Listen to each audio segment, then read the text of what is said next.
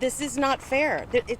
They have a monopoly on us, and they are really not treating us fairly at all. The multi-million-dollar failed power plant in Brownsville has BPUB customers wanting answers, accountability, and the CEO fired. But will any of that happen now that BPUB is arguing the money spent to audit the Tenosca plant is inaccurate?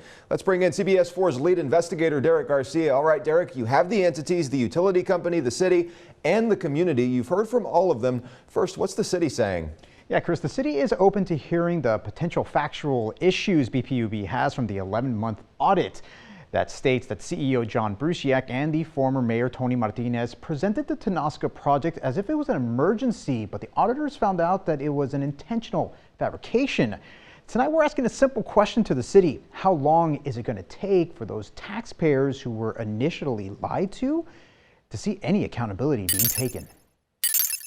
An elaborate plan to steal money from the citizens of Brownsville. Brownsville Public Utility Board's meeting hit a boiling point last week of angry customers calling for General Manager and CEO John Brusiak to be fired. I don't have the words right now that I would say to him because I don't think they're allowed on television. The outrage stems from a failed multi-million-dollar power plant plan paid for by tax dollars. And the evidence? A nearly 70-page audit report pointing the fingers at Brusiak and former Brownsville Mayor Tony Martinez. A direct quote, Mr. Brusiak and Mayor Martinez's knowledge intentionally misrepresented the status of the project to the board and commission. All those in favor say aye. Aye. Motion carried. Essentially, they spun a narrative that the power plant was the answer to the city's energy problems and kept pushing even when they knew the deal was unlikely. To deceive the BPUB and COB boards, commissioners, and members, quote, were shown an extremely summarized version highlighting the key points that management thought were important or were aligned with their narrative. BPUB believes there are inaccuracies with the report and wants to argue the validity of it. The city of Brownsville accepted the report as is. Despite the difference of opinions, to the 11th month review of 10,000 documents collected, the report ends with a clear message. Authorities should get involved.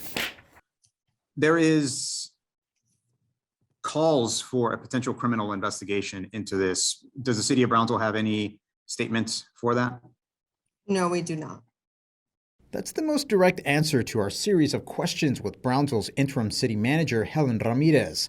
She understands why customers are upset, but recognizes this report wouldn't have been done if not for the city's Audit and Oversight Committee being reinstated in 2019 and voted this failed project needs to be dug into. Years later, it's proving to be a good move. Now it's a question of what to do next as customers are fed up with what they call a drawn-out process. And it's taken years, and we're just trying to get straight answers. The city has completed its due diligence and encourages the PUB to complete its review expeditiously to address these critical issues which impact our Brownsville residents and community. Yeah. Can you define expeditiously? Well, we would ask that they provide feedback with as quickly as possible. So therefore, we would just like that follow-up and feedback from them in as quickly as possible upon them receiving and digesting the information. Okay. Can you define as quickly as possible? Well, I just hope that they just do it within the upcoming months. And you can read that audit report right now on valleycentral.com and get this, Chris. In total, the Tenosca project related expenditures totaled around $31 million. BPUB wrote off more than $9 million in expenses, and a vast majority were for engineering and for legal fees. A lot to focus on, Derek. Thank you. We'll need to stay on this. And a reminder, the next City Commission meeting is next week.